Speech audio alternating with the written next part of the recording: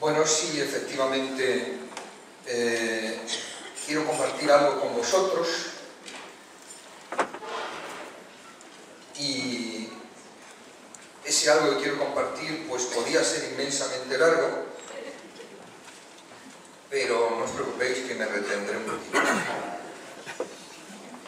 En primer lugar, bueno, yo estuve la mayor parte del tiempo en Guatemala. No se os ocurra decir a un guatemalteco salir de Guatemala para entrar en Guatepeor, porque le sienta alguna patada en los riñones. Lo pude comprobar, ni siquiera en broma le gusta. Y bueno, Guatemala es un país, ya sabéis, de Centroamérica. Es un país que linda con México, Belice, El Salvador y Honduras. Y es un país, pues, como todos los países de Centroamérica, con un nivel de vida bastante bajo. La parte noreste del país linda con la parte sur de México y está controlada por grupos de narcotraficantes. El ejército patrulla con la policía por las calles y en las carreteras principales cada pocos kilómetros hay controles del ejército. La verdad es que aparentemente la inseguridad es grande, pero yo no sentí miedo en ningún momento. Cuando digo eso, ellos recomiendan que no vayas solo por las calles, ni mucho menos, y si vas conduciendo ni se te ocurra salir de las principales vías. Pero comparto con los hermanos, bueno, mi trabajo allí consistía en hacer talleres de discipulados dirigidos o auspiciados por el Seminario de Guatemala, y estuvimos en las tres principales zonas del país haciendo seminarios de discipulado. Fue una experiencia agotadora en el sentido de que, pues bueno, un día estábamos viajando y al día siguiente teníamos taller desde las 8 de la mañana hasta las 4 de la tarde o las 5, y al día siguiente viaje, etcétera, etcétera. Pero como ocurre siempre que uno va a esos países, la experiencia, el saldo de los inconvenientes y las bendiciones es infinitamente mayor el de las bendiciones. Y como decían mis hermanos, es una experiencia común el hecho de poder observar aquellos hombres y aquellas mujeres que viven en situaciones límite, sin embargo, tienen una fe, una confianza y tienen una fuerza espiritual sorprendente y contagiosa. Ese es el tema que me gustaría compartir con vosotros en esta mañana. El tema que yo he dado en llamar el señorío de Cristo. ¿Qué tiene que ver la gimnasia con la magnesia? ¿Por qué mi mente, cuando veo esas personas como viven el Evangelio, mi mente se va directamente al señorío de Cristo? Mirad, hay una cosa que está clara, hay una cosa que es importante.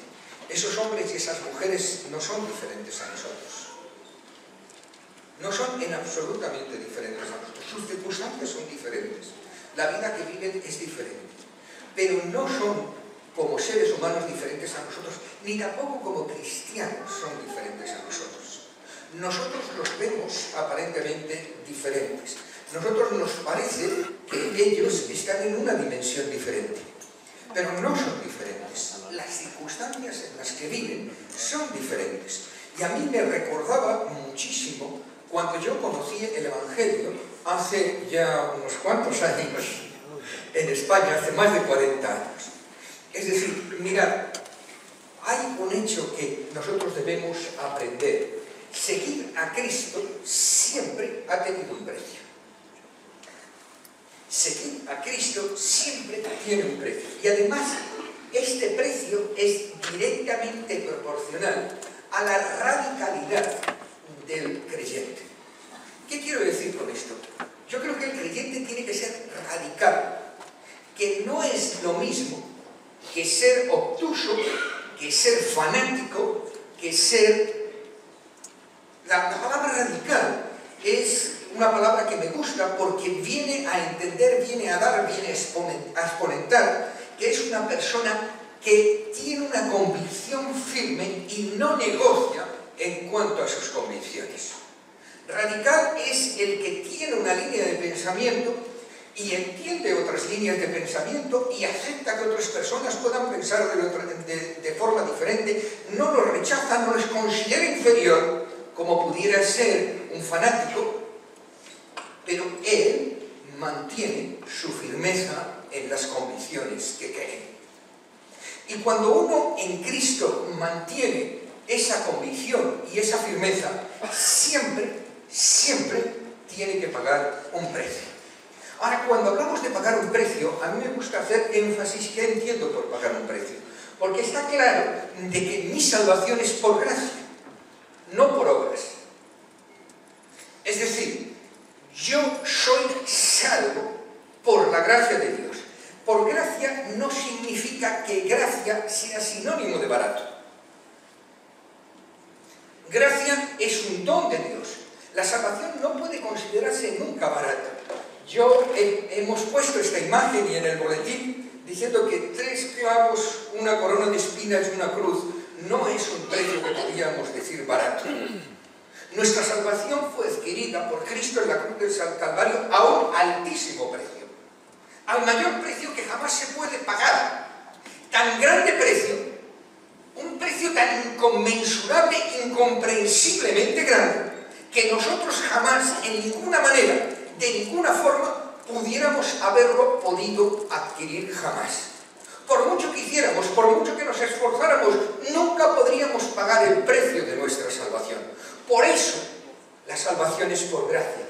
Porque por la gracia de Dios, Él nos da una salvación que ni merecemos ni podemos alcanzar de ninguna otra forma. Es su gracia la que nos permite acceder a esa salvación. Y su misericordia, a través de su misericordia, Dios no nos da lo que merecemos. Por gracia obtenemos lo que no merecemos. Por misericordia no obtenemos lo que nos merecemos. La palabra de Dios es muy clara. La paga del pecado es la muerte. Y yo no sé si aquí habrá alguno que se considere pecador, no pecador. Yo no sé si habrá aquí a alguien que se considere suficientemente justo. Pero si es así, tiene menos visión que Bartimeo antes de milagro. Todos somos pecadores. La palabra de Dios dice que ni siquiera uno es justo. Y por cuanto todos pecamos, estamos destituidos de la vida eterna. Estamos condenados. Nuestro propio pecado nos condena. Pero por gracia Dios nos da una salvación que no merecemos. Y por misericordia no nos da la paga de nuestro pecado. Es decir, cuando yo estoy hablando que el ser un seguidor de Cristo tiene un precio, no digo que tiene que tener un precio para obtener una salvación. ¿Qué quiero decir con esto? Que la salvación es algo que es por gracia, que es objeto, que es fruto, que es consecuencia de la misericordia de Dios, pero la salvación no es para todos.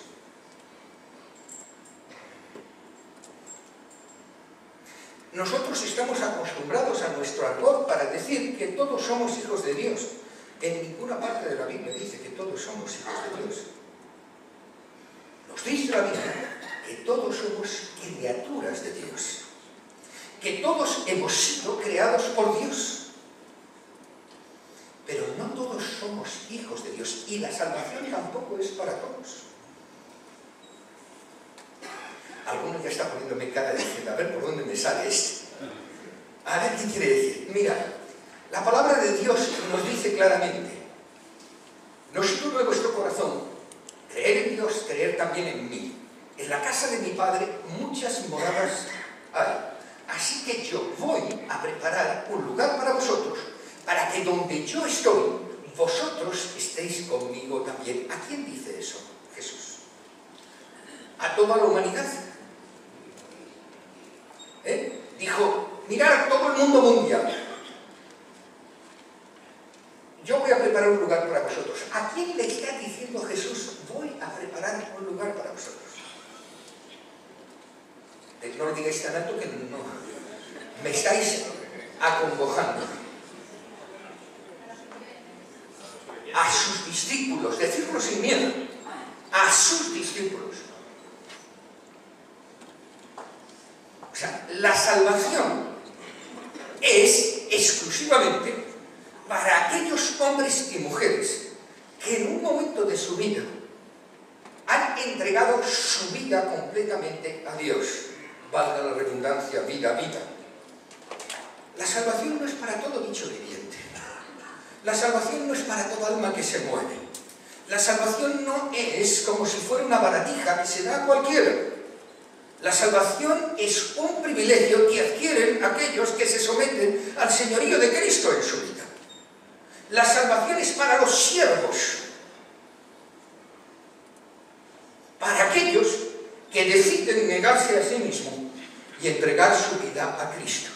Por lo tanto, la salvación es para los discípulos. Ahora, ¿qué entendemos por discípulo? ¿Qué es un discípulo? ¿Qué nos dice la Biblia que es un discípulo? ¿Es alguien que en un momento determinado levantó su mano en un culto? Sí, no. ¿Es alguien que está adscrito a una iglesia, a una denominación? Sí, no. Discípulo está muy claramente en la Biblia definido. Dice, aquel que cree en el Hijo tiene vida eterna, pero el que desobedece al Hijo no verá la vida, sino que la ira de Dios permanece sobre él. Son palabras fuertes, ¿verdad? Son palabras fuertes. Es decir, mira, aquí el Señor Jesús, a través del evangelista Juan, nos está diciendo a nosotros que el discipulado es sinónimo de obediencia, que creer es sinónimo de obediencia, y obediencia es sinónimo de hacer. Está muy claro en la palabra de Dios. No todo el que dice Señor, Señor, no el que se da golpes de pecho, no el que asiste puntualmente a una iglesia, ni importa un rábano que sea, ni siquiera esta que es la más perfecta, ¿verdad? Si fuera así, en el momento que yo entré dejó de serla, porque yo no lo soy. Es decir, no, sino el qué. ¿El qué? El que hace la voluntad de Dios. Mirad, yo me puedo poner etiquetas de todos los colores. Me puedo poner crucecitas en la solapa o una cruz, vamos, de tamaño super archiestra. Eso no me convierte en discípulo. No me convierte en discípulo. Yo puedo ser un fiel asistente de la iglesia. Eso no me convierte en discípulo. Discípulo es el que hace la voluntad de Dios. Discípulo es el que manifiesta la fe que proclamaron sus labios a través de una vida que es coherente con esa fe. ¿El discípulo es perfecto? No. ¿Lo será alguna vez? No. Pero el discípulo tiene que ser coherente. Tiene que ser coherente. Tiene que vivir en armonía con lo que cree. Mirad, ¿sabes? Lo único que diferencia a los hombres y mujeres de esos países que hemos visitado y que nos han llenado es que allí ser creyente significa que tienen que pagar un precio. Siempre tenemos que pagar un precio. Pero aquellos a veces y en algunos lugares el precio es su propia vida. El precio es su subsistencia. El precio es la pérdida del trabajo. El precio es la exclusión de la familia. El precio no es solamente que te señalen con el dedo, sino que te marginen. Yo estaba hablando con un creyente en Belén. Este hombre me decía, no podemos vivir, los cristianos están abandonando la zona controlada por los palestinos. ¿Por qué? Porque hay poco trabajo. Y el poco trabajo nunca se nos da a los cristianos.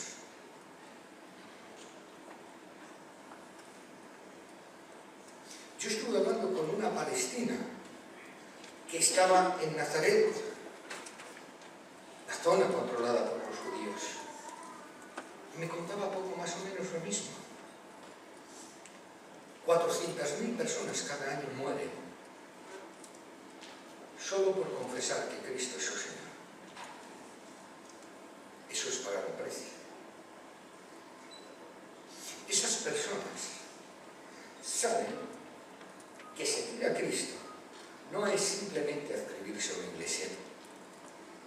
Saben que seguir a Cristo siempre tiene un precio, y a veces ese precio es muy alto. Nosotros hoy día, nadie le meten en la cárcel por seguir a Cristo, ¿verdad que no? Yo tengo unas palabras que un tío mío me dijo el día del culto de graduación al que no fue en el seminario. Las tengo grabadas en mi corazón. Cuando le vi, no me saludó, no me dio un beso, me dijo, vergüenza te tenía que dar. Yo dije, ¿por qué? Si tu padre viviera, se volvería a morir de vergüenza. Yo dije, a ver, ¿por dónde me sale esto? Hacerte cura, aunque sea protestante. En aquellas épocas, en nuestro país, tenía un precio. Yo me convertí, ya lo sabéis, y lo he contado 1000 veces, yo me convertí siendo profesional de la Marina. Yo me había metido para hacer la carrera militar.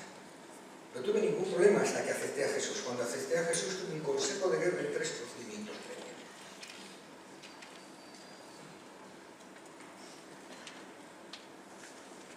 Hay aquí muchas personas de mi edad, incluso mayores, que pueden contar las dificultades para acceder a la universidad. En fin, un montón de cosas que se daban en aquella época. Gracias a Dios, eso no se da hoy. No es que esté diciendo que añoro aquellos años, ni muchísimo menos. Hoy podemos predicar el Evangelio, hoy no se nos considera casi como bicho raro. No quiere decir que tengamos el mismo derecho que el resto de los españoles, aunque esté consagrado en la Constitución. Todavía no hemos llegado a eso. Pero el precio que tenemos que pagar es infinitamente menor que el que teníamos que pagar. Ahora, ¿por qué? ¿Dónde está la diferencia? Cuando uno es consciente del precio que tiene que pagar, valora muchísimo más lo que tiene. Todos sabemos aquellos de que el que nada paga, nada valora. Ahora, cuando lo que tienes que conseguir, por pequeño que sea, supone un gran esfuerzo, entonces eres consciente del valor. No quiere decir que de otra manera no tuviera un valor. ¡Claro que lo tiene! El valor de las cosas y de las situaciones no viene dado por el mercado, viene dado por la capacidad que nosotros tenemos de valorar. Todos nosotros tenemos posesión, que a lo mejor crematísticamente no tienen un gran valor, pero para nosotros tienen un valor inmenso. Para mí, el mayor ejemplo son unos gemelos que tengo. Lo sabéis, ¿no? Unos gemelos que son de platino. Es que yo lo voy a hacer una cosa cualquiera. Yo pensaba que era de plata. Cuando lo llevé a un joyero para que lo limpiara, me dijo que era de planeta. Yo le dije, no, le faltaba la piedrecita, digo, mira, ponle una circonita, tal, porque son de plata, pero tienen un gran valor sentimental. Y el tipo me dijo, no te he puesto una circonita, te he puesto unos zafiros, porque son de platino. Para mí no tiene más valor por pensar ahora que son de platino y antes que eran de plata. El valor es que eran unos pendientes de mi madre, que mi padre murió mi madre, los convirtió en unos gemelos. Es lo único que tengo de ellos. ¿Entendéis? Me da lo mismo que fueran de plata, de platino o de jarlata.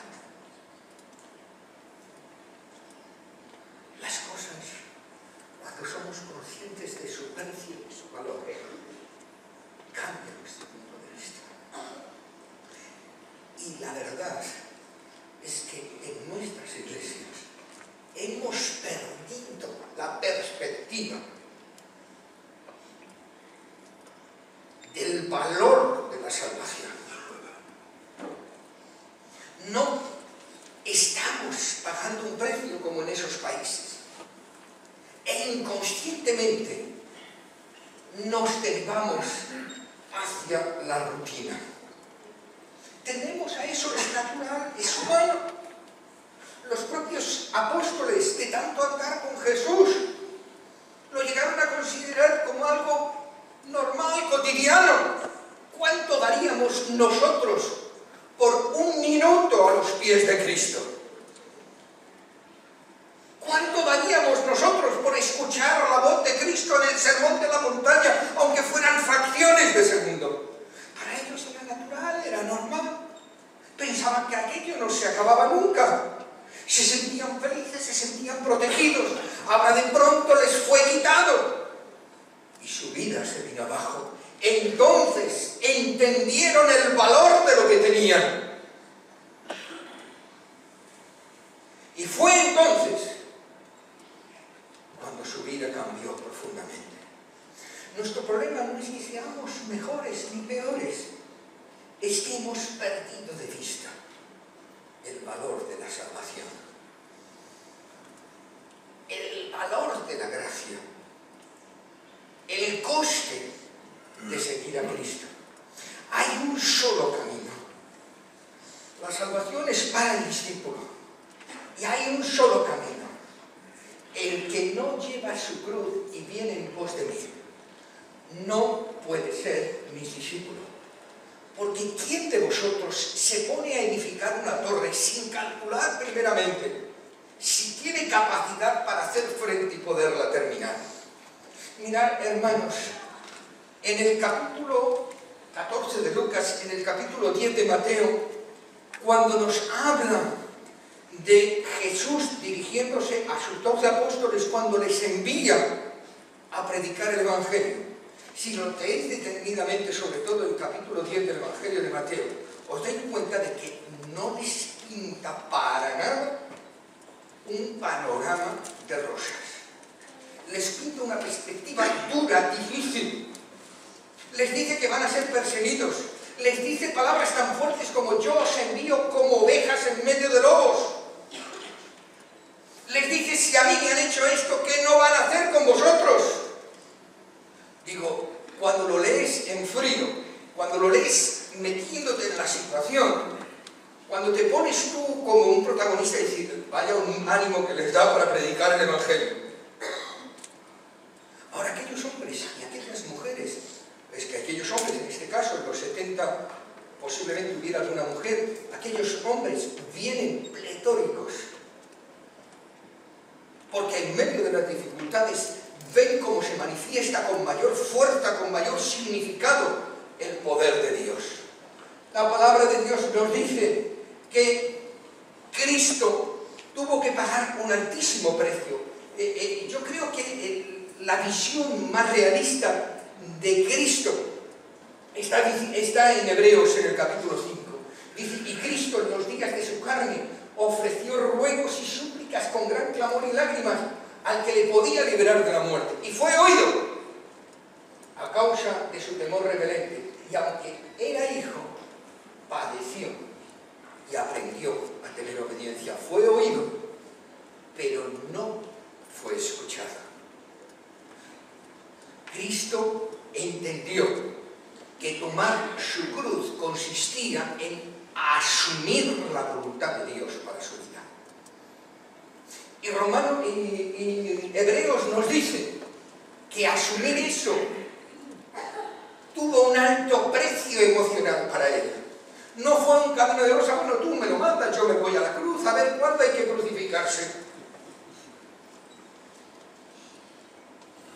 Por eso cuando Jesús habla de la actitud de sus discípulos, de la demanda necesaria para un discípulo, dice: el que no toma su cruz cada día y me sigue, no puede ser mis discípulos.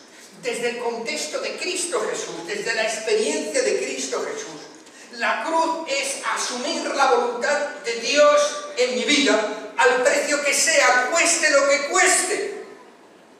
Eso significa renunciar a mis objetivos, renunciar a mis puntos de vista, renunciar a mis prioridades, renunciar a mis conceptos, renunciar a mis valores, renunciar a todo para que Cristo sea el centro de su vida y su voluntad el eje director de mi vida. Eso resulta hoy para nosotros tan difícil como lo fue para Cristo. Posiblemente, lo más seguro, ninguno de nosotros tenga que pender de una cruz. Pero cada día tenemos que renunciar a nuestro yo. Cada día tenemos que renunciar a nuestro ego. Cada día tenemos que renunciar a nuestros puntos de vista. Cada día tenemos que renunciar a nosotros mismos para convertirnos en siervos. Eso es lo que define a un discípulo. Ahora, no estamos solos, lo sabemos. Nosotros tenemos el poder de Dios. Nos dice claramente la palabra de Dios: y recibiréis poder cuando haya venido sobre vosotros el Espíritu Santo, y me seréis testigos en Judea, en Samaria y hasta el último de la tierra. ¿Verdad que nos encanta este pasaje? Nos sentimos importantes, recibiremos poder, ¿no? Y en cierta manera a nosotros nos puede pasar como a los discípulos: poder, ¿eh? Me voy a poner aquí a gobernar, a mandar. El poder no es para otra cosa que no sea para servir. El poder de Dios se manifiesta en mi vida cuando yo estoy dispuesto a hacer la voluntad de Dios. El poder de Dios es para extender el reino, no para mi satisfacción. El poder de Dios no es para que yo me sienta bien, no es para que yo me sienta agradable, sino para que la obra de Dios sea extendida. Porque el discípulo es aquel que el objetivo fundamental de su vida no es otro que la extensión del reino. Eso significa un sacrificio personal. Eso significa estar dispuesto a renunciarlo todo, estar dispuesto a entregarlo todo. Estas personas que viven en estos países donde lo pueden perder todo en cualquier momento, son conscientes que la única fuerza que les sostiene es el poder de Dios. Nosotros nos ocurre lo mismo, lo que pasa es que no somos conscientes, estamos empezando a serlo, Cuando las cosas iban bien, la economía iba bien, todo iba bien, nos creíamos los reyes del mambo. Creíamos que esto iba a ser para siempre, que siempre íbamos a tener de todo. Ahora, cuando las cosas se vienen abajo, cuando aquello sobre los cuales nos sustentábamos empieza a flaquear, empezamos a ser conscientes que es una realidad, que el único poder capaz de sostenernos es el poder de Dios. No es que antes no fuera así, es que no éramos conscientes de ello. Sí, el mundo os aborrecerá, dice Jesús. Sabed que a mí me aborrecieron antes que a vosotros. Si fuerais del mundo, el mundo amaría lo suyo, pero no sois del mundo, sino que os elegí del mundo. Por eso el mundo os aborrece. Acordaos de las palabras que yo os he dicho. El siervo no es mayor que su Señor. Si a mí me han perseguido, a vosotros también os perseguirán. Pero si han guardado mi palabra, también guardarán la vuestra.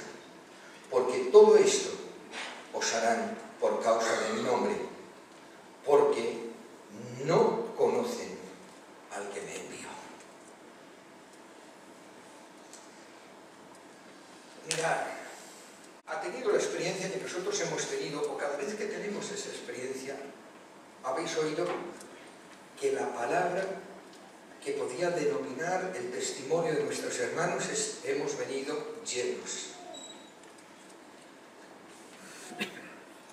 ¿Son ahora mejores que cuando salieron? ¿Son más altos, más guapos, más delgados, más jóvenes? Jorge por lo menos más delgado no ha venido. Yo tampoco. ¿Cuál es la diferencia? ¿Por qué se sienten llenos? Porque se han sumergido en un ambiente donde se evidencia el poder de Dios. Porque nos hemos sumergido en un ambiente donde se manifiesta el poder de Dios. ¿Y por qué se manifiesta de una manera más ostensible que aquí? Aquí no se manifiesta igual, o quizás en algunas ocasiones más. Yo estaba hoy en una barca, en Carnita, escuchando un testimonio que me ha puesto los pelos como escarpias. Yo no sé si algún día pondremos ese testimonio para que puedan evidenciarlo. Una persona sobre la que estaban orando, que estaba en un cáncer con situación terminal, y Dios ha obrado de una manera maravillosa. Dios se manifiesta con poder en cualquier lugar, en cualquier circunstancia. No se manifiesta con poder más en un sitio que en otro. Lo que pasa que es más evidente en un sitio que en otro. Lo que marca la diferencia no es el poder de Dios ni su manifestación. Lo que marca la diferencia es la actitud del cristiano en la cual vive. Cuando un cristiano es consciente, cuando un cristiano sabe, entiende y vive conforme al concepto que lo único que da significado, dirección y razón de ser a su vida es el poder de Dios, que vive, que se mantiene, que anda, que camina, que respira solo y exclusivamente con el poder de Dios, es cuando ese poder ilumina. La palabra de Dios lo dice utilizando un ejemplo muy sencillo. Una luz no se mete debajo de la cama, ni se mete dentro de una vasija. La luz es la misma. Si está debajo de la cama, si está en un sitio, pero cuando la luz es puesta en alto, la intensidad de la luz, que es la misma, se manifiesta con más evidencia. Nosotros somos llamados a evidenciar el poder de Dios en nuestras vidas, pero tiene un precio. Dice la palabra de Dios: sabed que los que tenían por gobernantes de las naciones se enseñoreaban sobre ellas, y sus grandes ejercen sobre ellas potestad, pero no será así entre vosotros, sino el que quiera hacerse grande entre vosotros sea vuestro servidor. El que de vosotros quiera ser el primero sea el siervo de todos, porque el Hijo del Hombre no ha venido para servir, para ser servido, sino para servir y para dar su vida en rescate por muchos. Cuando uno entiende, cuando uno asume, cuando uno incorpora a su manera de vivir cada día este concepto, su vida se convierte en un mejor reflector del poder de Dios. Digamos, cuando nosotros quitamos todo aquello que enturbia nuestra vida, nos convertimos en un cristal, en un espejo que proyecta con mayor nitidez el poder de Dios. Él puso su vida por nosotros. Nosotros somos invitados a poner nuestra vida por los demás. Este es el secreto. Este es la razón de ser que hace que resplandezcamos en medio de nuestra sociedad. El ser conscientes de que tenemos que pagar un precio y estar dispuestos a hacerlo. Esto no nos va a evitar problemas. Esto no nos va a producir una mayor comodidad,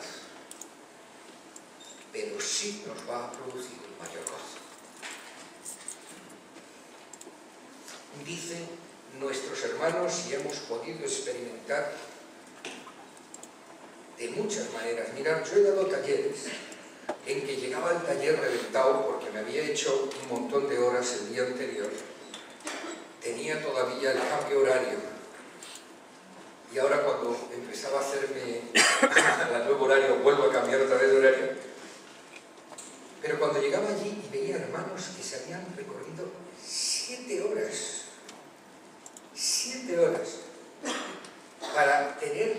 para participar en el taller que yo iba a dar, y a las 4 de la tarde, cuando yo terminara el taller, se tenían que hacer otras 7 horas para volver a su hogar. Reconocía que no tenía ningún derecho de quejarme.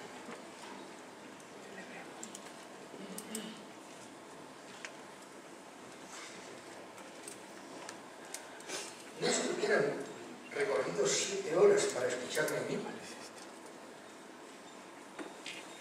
Recorrieron 7 horas porque querían saber más, porque querían ser mejores testigos, porque querían conocer más. Hay veces que nosotros invitamos a un taller y personas que tienen que hacer 10 minutos no vienen.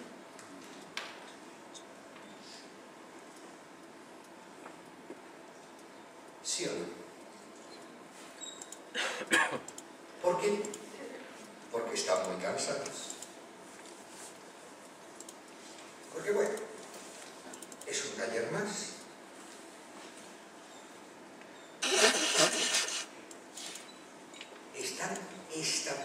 Estamos estableciendo cuáles son las prioridades de nuestra vida.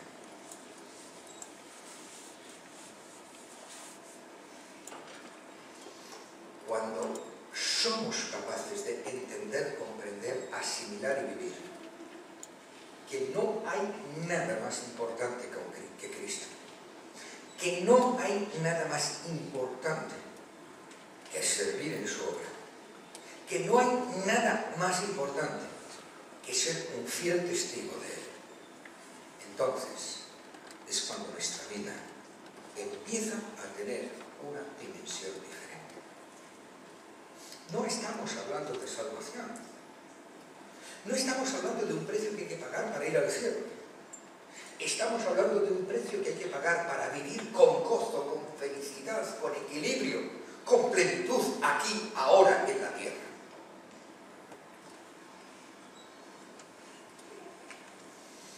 Hermanos, es refrescante. Yo os invito a participar de estas experiencias misioneras. Porque una cosa es oírme a mí, otra cosa es vivirlo en primera persona. Por mucha capacidad de transmisión que yo tuviera, que no la tengo, no podría ni siquiera más que reflejar mínimamente una realidad. Porque no es un concepto, no es una idea, simplemente es una forma de vivir. Es una forma de levantarse cada día. Es una manera de cada día abrirse delante del Señor. Yo creo que nosotros, los cristianos de Occidente, tenemos que reflexionar sobre este tema.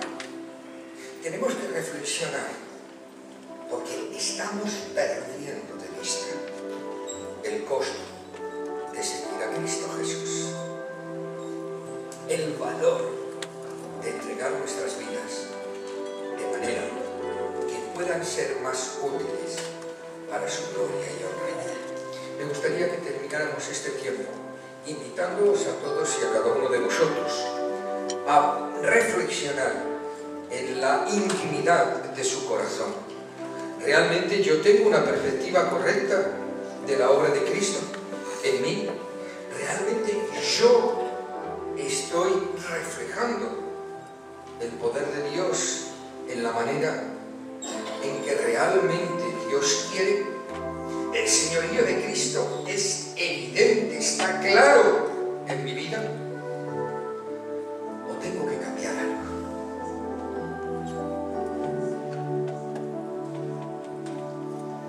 Os invito a poneros en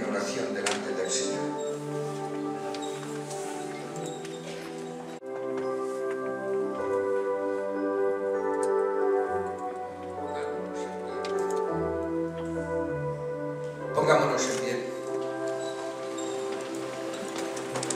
Sí, Padre, realmente queremos darte gracias por tu gracia, por tu misericordia, por tu amor. Queremos pedirte perdón por esos clavos, por esa cruz, por esa corona de espinas, porque somos conscientes del alto precio que pagaste por cada uno de nosotros. Queremos pedirte, Señor, que abras nuestra mente y nuestro corazón, que nos hagas conscientes de la demanda tan alta que tú pides de nosotros, porque grande fue tu entrega y tu amor. Gracias, porque a pesar de que muchas veces nuestra vida no refleja lo que debería reflejar, tú sigues amándonos. Gracias porque en muchas ocasiones no hacemos lo que teníamos que hacer, tú sigues guiándonos. Y porque otras veces hacemos lo que no teníamos que hacer, tú sin embargo no nos rechazas. Bendito, alabado y glorificado seas.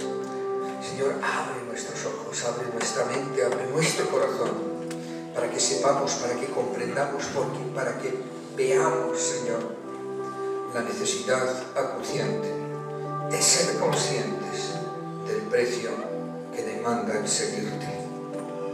Dirígenos, guíanos,